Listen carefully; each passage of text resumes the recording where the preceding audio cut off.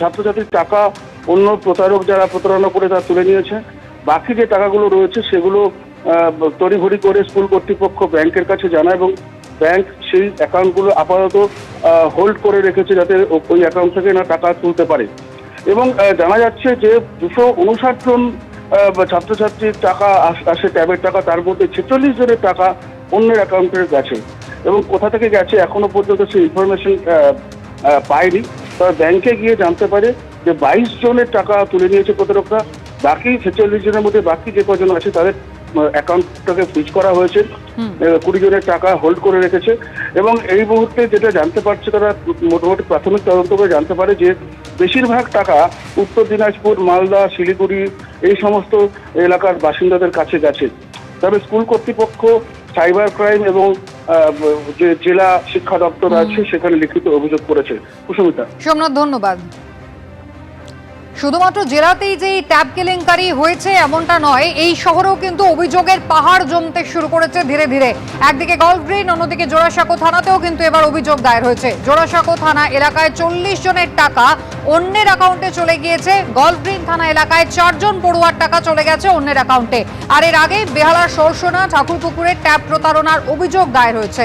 কসবা, যাদবপুর, বেনিয়াপুকুর, মানিকতলা, ওয়াটগঞ্জ, জোড়াবাগান, ভবানীপুরে অভিযোগ দায়ের হয়। কলকাতায় এখনো পর্যন্ত 11টি থানায় 105 জন পড়ুয়ার ট্যাব প্রতারণার অভিযোগ জমা পড়েছে। আবির দত্ত আমাদের প্রতিনিধি রয়েছেন টেলিফোন লাইনে। আবির, সেক্ষেত্রে মোডাস অপারেন্ডি কি এখনো পর্যন্ত লালবাজারের সাইবার ক্রাইম শাখা কি অনুমান করছে?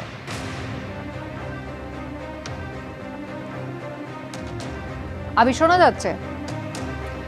যোগাযোগ করার চেষ্টা করব আমাদের প্রতিনিধির সঙ্গে। তবে ইতিমধ্যে শতাধিক অভিযোগ কিন্তু এই শহরেও জমা পড়েছে। নতুন করে জমা পড়েছে অভিযোগ গল্ফ গ্রিন এবং জোড়াসাঁকো থানাতেও। জোড়াসাঁকো থানা এলাকায় অন্তত 40 জনের টাকা চলে গিয়েছে অন্যের অ্যাকাউন্টে, এমনটাই অভিযোগ। গল্ফ গ্রিন থানা এলাকায় 4 জন পড়ুয়ার টাকা অন্যের অ্যাকাউন্টে চলে গিয়েছে। এর আগে বেহালায় সরসোনায় অভিযোগ ছিল, অভিযোগ দায়ের হয়েছিল ঠাকুরপুকুরে। এছাড়াও কসবা, যাদবপুর, বেনিয়াপুকুর, মানিকতলা, ওয়াটগঞ্জ, জোড়াবাগান, ভবানীপুরে অভিযোগ দায়ের হয়। এখনো পর্যন্ত 11টি থানায় শুধু এই শহরে 105 জন পড়ুয়ার ট্যাব প্রতারণার অভিযোগ জমা পড়েছে। আবির দত্ত রয়েছেন আমাদের সঙ্গে। আবির, সাইবার ক্রাইম তারা এখনো পর্যন্ত কি বলছে? লালবাজারের কি বক্তব্য? মোডাস অপারেন্ডি কি?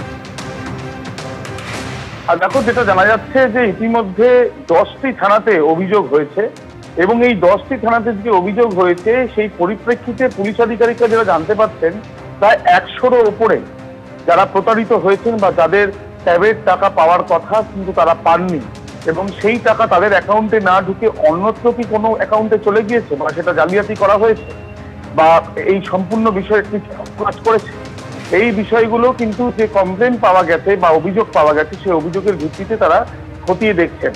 এবং তোমায় জানিয়ে রাখি, পুলিশের তরফ থেকে ইতিমধ্যে তুমি জানো বেশ কয়েকজনকে পাকড়াও করা হয়েছে। তাদের মধ্যে 2 জনকে আজকে আলিপুর আদালতে পেশ করার কথা। তাদেরকে জিজ্ঞাসাবাদ করা গেলে কিভাবে এই পুরো চক্রটি দিনের পর দিন সক্রিয়ভাবে কাজ